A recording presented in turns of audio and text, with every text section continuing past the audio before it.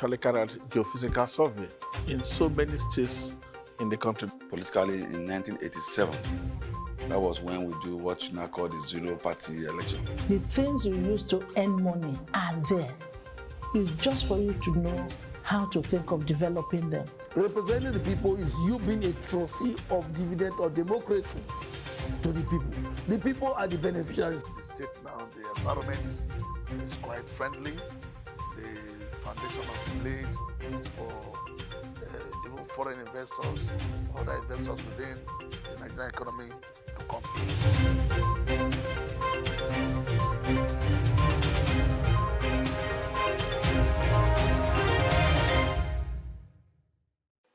It's interesting to have you join us once more on your personality program, Deltascope. My name is Isioma Adigwe. You know, Deltascope is a weekly magazine program that profiles the good works of some social, economic, and political leaders, where we bring to you their achievements, their works, and of course, their contributions to the prosperity of Delta states.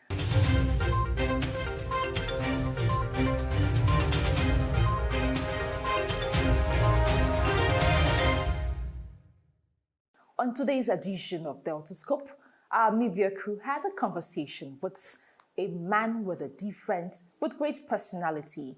You know, before joining politics, he worked with a famous company called High Tech. And of course, he contested and won elections under the platform of the People's Democratic Party, PDP, where he represented the good people of Anyocha Oshimali Federal Constituency. Then he was appointed special advisor to the governor of Delta State on assembly matters and, of course, intergovernment relationship. We are talking about Honorable Pascal Adigwe. Let's meet him and hear what he has for us today.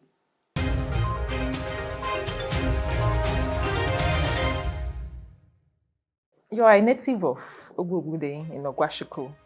And of course, you attended St. Michael's College, Ogwashiko. And you also had a degree in the University of Ibadan, Mathematics and Statistics. You had an MSc at Benin. You also went for a PhD. We would like you to share your experience in childhood and, of course, that of your schooling. I grew up partially in the urban, what we can call city, and also grew up partially, if I a lot more, in the semi-urban, or you could say semi-rural place. Okay. So I have a combination of these two exposures growing up. But the one that is largely significant was growing up in Ogwashiko. I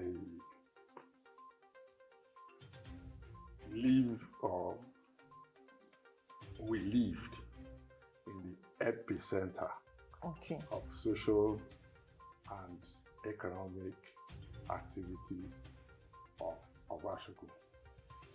So a lot of things happen around us,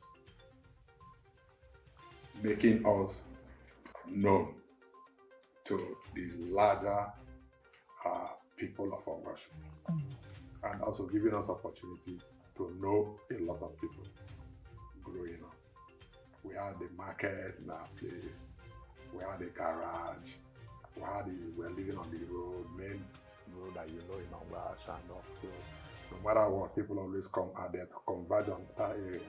And also it gave us exposure how to meet people. And then it gave us early development, early understanding of people, how people live, what people do, the good and the bad, exposure we saw. Don't mind the one we imbibed, but at least we saw everything. You know, so I would say it was a rare opportunity, and then it made us smart, it made us knowledgeable, it made us available I made us known. And it kind of also put us in check because at an early age, we already knew the difference between failures and successes, good and bad. And then we saw the clear departure Okay.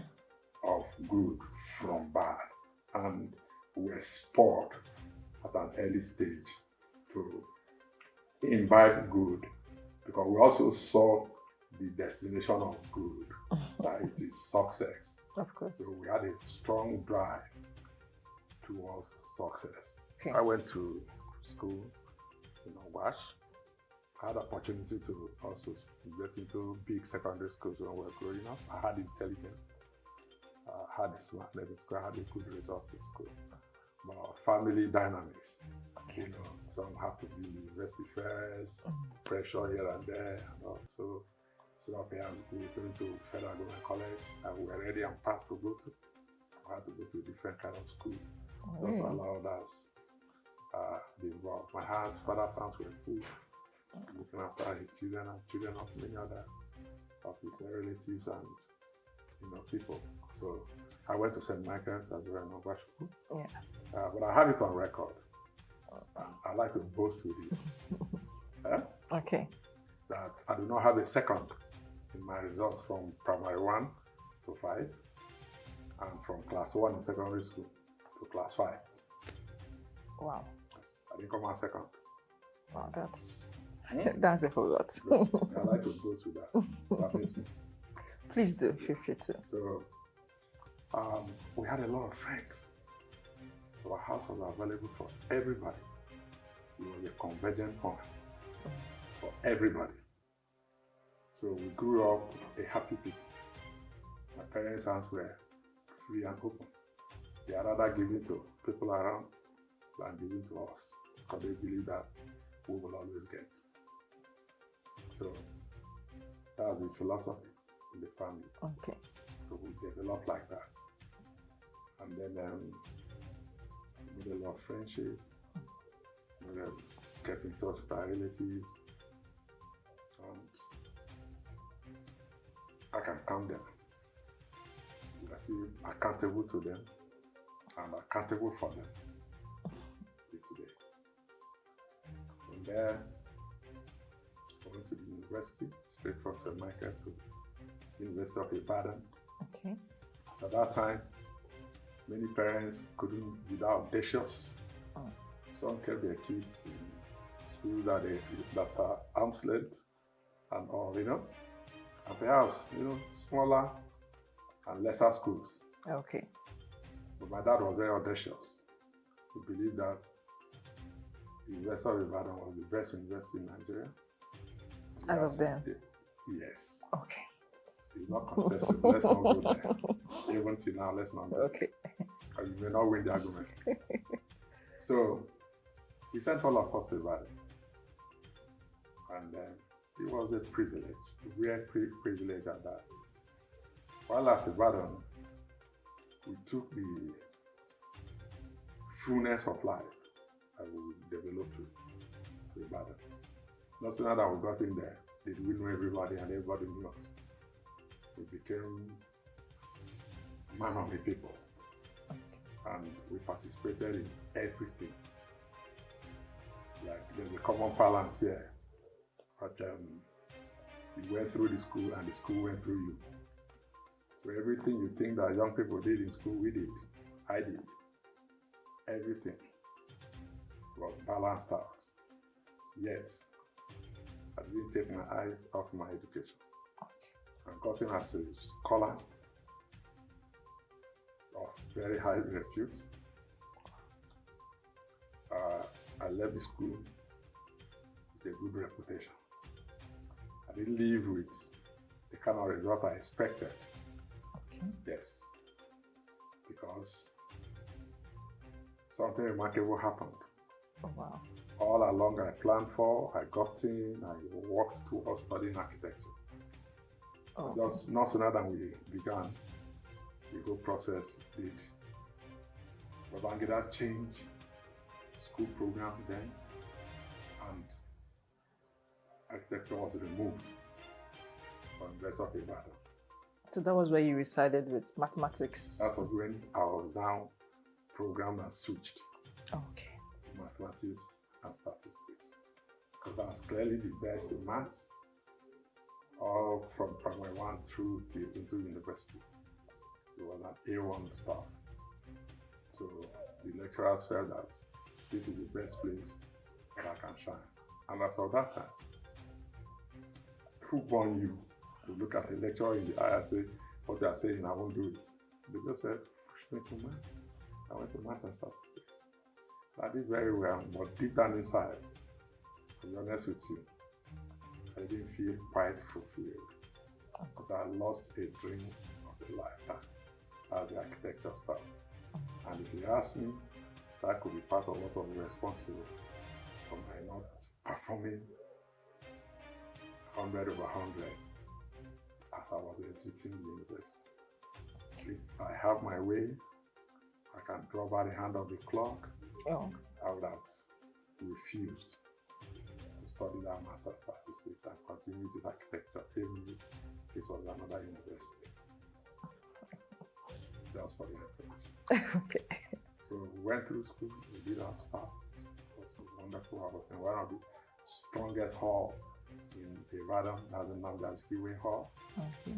It's a hall where you have opportunity and you can do anything a student will do. You will be academic, you will also be strong, you will be recognized in school, you will be active in everything.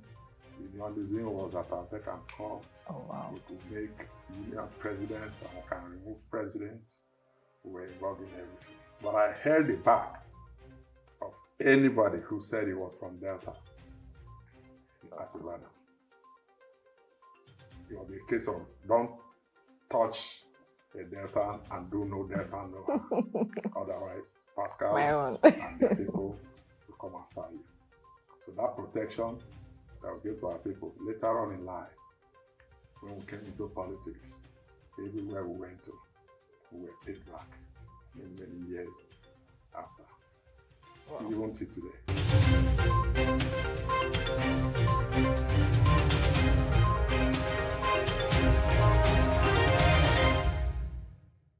Going back to high tech, we also know you worked with a famous company called High Tech before starting up your own business, the New Land group of companies.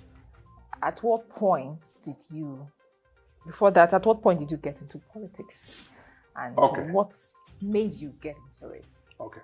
After my first degree, I went to the youth service in Jos. From youth service, I was going to start life actually with the University of Jos as a lecturer, to continue and then come to pursue that line. Because that's what my father wanted me to. Tell me to just be a lecturer, become a professor, and then that's what he called success. Oh, wow. Yes, be a lecturer, be a book person, and be recognized as an academic. That's what my father called success. So, but during Abiola riot, we left Jos. Okay. So I came to the south, to Lagos. That's when I found a job with high-tech engineering. So I was with them as system analyst. From there, I went to masters, did all kind of program, went overseas, lived overseas in the US and everywhere, and finally came back. As I go back to Nigeria, I actually went back to the job in high tech. Okay. And I was driving in Okwashu one day. One of our cousins, I won down my glass and I greeted him. And he said, "Hey, why are you greeting me?" I said, "Why shouldn't I greet you?" He said, "Go, you people are driving big cars all over the town. Meanwhile, we don't have people representing us in government." Oh, wow. I said, "Wait a minute. So what does that mean?" He said, "You people have abandoned the town." Whoa. I know the love and how passionate I am. about Ogwashuku.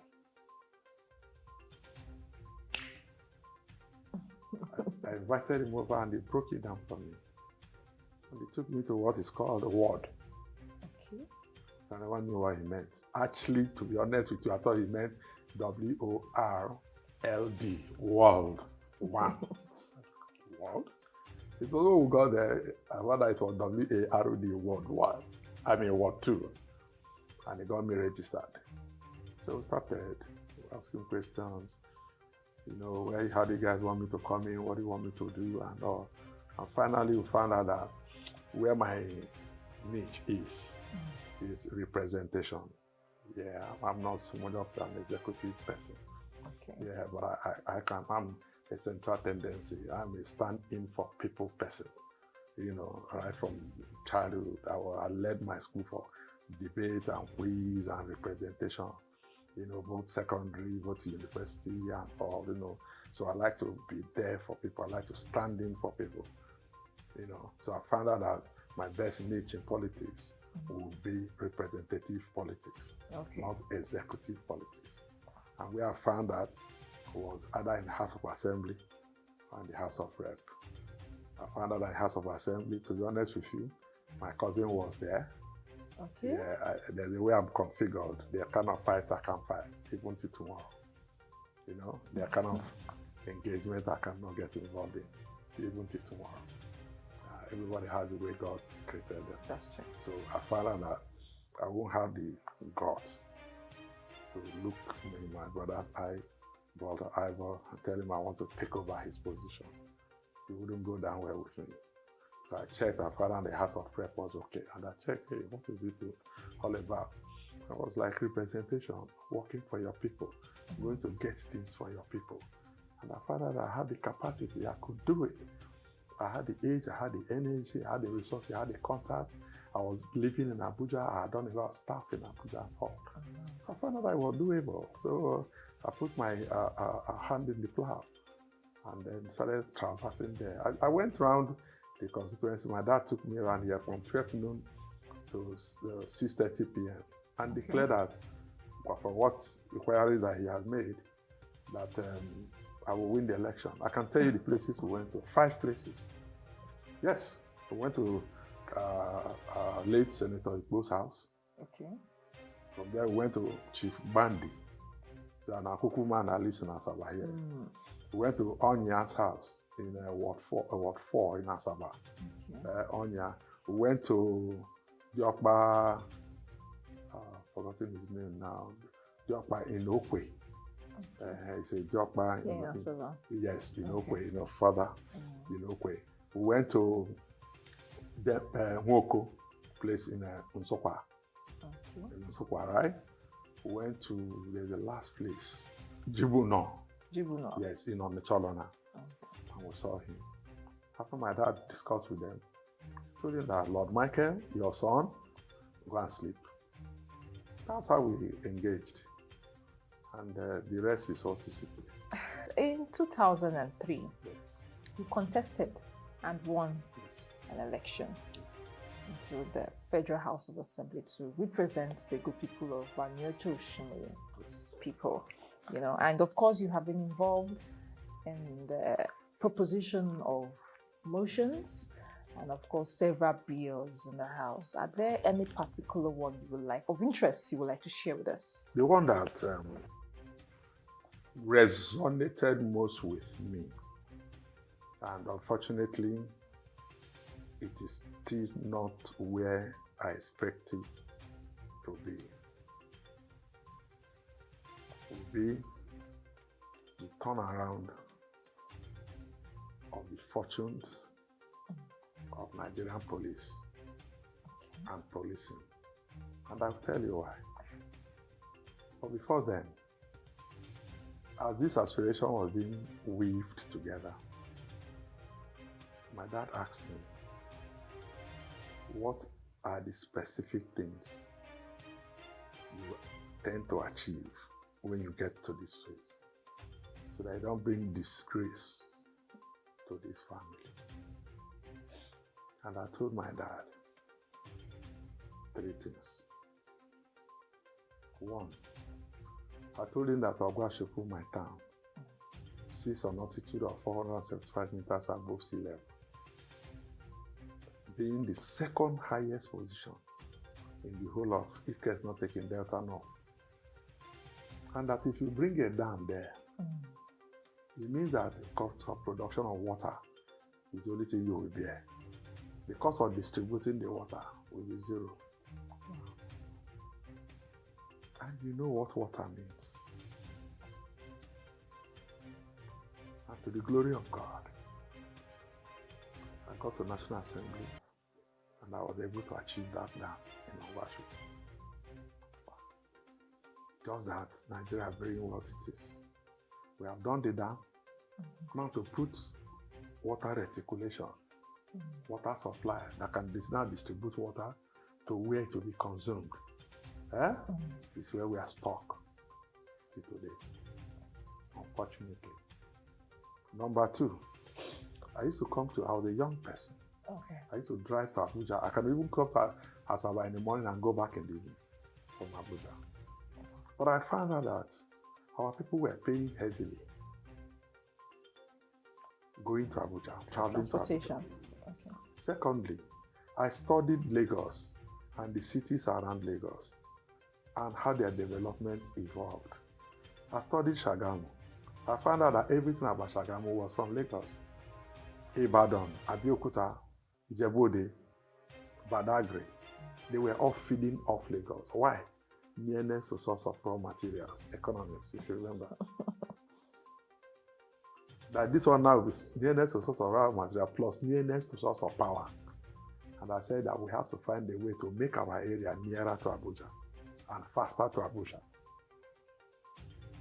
This is what gave birth to this Ela, Ebu, Auto Bridge, Ilushi. So that was my baby. That's how I brought that road and that bridge, that Auto Bridge, with Minister Ogunlewe, the Minister of Works then. And that bridge was constructed. But you know, most of these projects, their gestation is usually more than 4 years. Okay. So when I left, the remaining road that is to be done expanded to fold into the bridge, and also the one at the back of the bridge to get to Ilushi. Instead of going left to Ewohimi, you take a right that will lead you to Agenigbo there and the rest of them. That would have cut our travel time to Abuja by half. Guess what? It is still there. The third one, which I would say yes, is also success. You can see how 50% success, 50% success. Exactly. Just for the second part of it to be done, and the dream will be complete. They used to address us here as non-oil producing area, non-oil producing area. So when they started ADDC, we were not considered, we were not involved. I said no, that this will not happen. And I went to war. I practically went to war in the National Assembly. Then this our brother, Senator Emmanuel Agbariawodo, who is an advisor to Kowa now, was the MD of NDDC. I went to Obi of Agupu. We got to Port Harcourt, and I broke through into their offices, forced them to force an Anyocha Oshomili into the budgets of NDDC. 2005. From then till now, there is no budget that is considered for NDDC that Anyocha Oshomili is not included. Go and find out. But how much do they now put for our people? It's saying 50% achievement. Follow up, so we have issues. Our people that came behind us, they tried their best. Most of them had other things that they had to do. Okay. So I'm not saying that they didn't do well. But what I'm saying is that in these particular areas, they put their energies in a lot of other areas. And then they should have also put more energies in these areas so that it can become a 100% story. So these were the key things I can tell you that were my focus in the National Assembly. And they were all achieved.